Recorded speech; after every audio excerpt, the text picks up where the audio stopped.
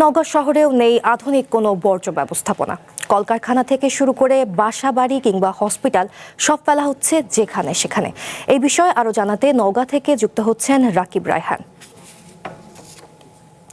রাকিব, প্রথমেই আপনার কাছে জানতে চাই শহরের বর্জ্য ব্যবস্থাপনা নিয়ে সেখানকার মানুষের অভিযোগগুলো কি। এছাড়াও একটু জানাবেন আধুনিকায়ন করতে প্রশাসন কেন উদ্যোগ নিচ্ছে না।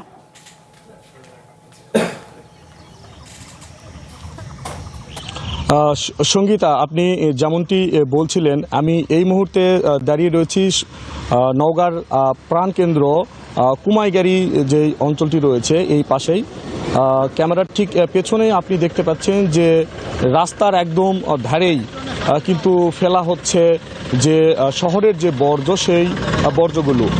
এবং এই যে ঈদ পরবর্তী সময়ে যে আধুনিক যে বর্জ্য ব্যবস্থা, সেইগুলোর সঠিক কোনো নির্দিষ্ট জায়গা না থাকায় আসলে নগরবাসী বা শহরবাসীর যেই অভিযোগ, এটি আসলে প্রতিনিয়তই অভিযোগ করছেন।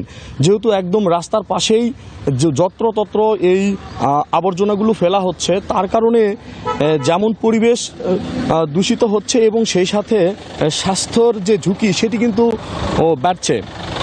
তার কারণে আসলে এই শহরবাসীর অভিযোগ সবসময় থাকে, যদি বাতাস যদি ওঠে সে সময় কিন্তু এই আশেপাশে তারা বসবাস করতে পারে না।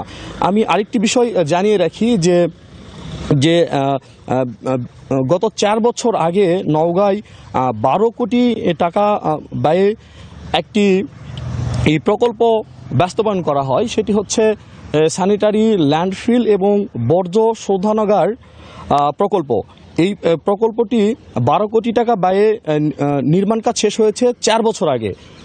তারপরও কিন্তু এই বর্জ্য যত্রতত্র ফেলা হচ্ছে এবং এই প্রকল্পটি এলজিআরডি, ডিপিএসি ও নওগাঁ পৌরসভা কর্তৃক 12 কোটি টাকার যে প্রকল্পটি, সেই প্রকল্পটি বাস্তবায়ন করা গেলে এই নওগাঁর যে বর্জ্য নিয়ে বা আবর্জনা নিয়ে যে অভিযোগ ছিল সেটি কিন্তু সমাধান হতো।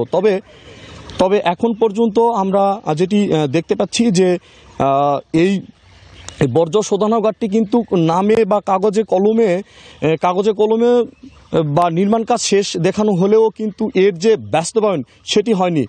যার কারণে কিন্তু এই নওগাঁ শহরের যে আবর্জনা থেকে শুরু করে যেই বিশৃঙ্খল পরিবেশ, এটি কিন্তু এখনও চলমান রয়েছে। মোটামুটি আমার কাছে এই ছিল নওগাঁর সবশেষ খবর। রাকিব, ধন্যবাদ আপনাকে।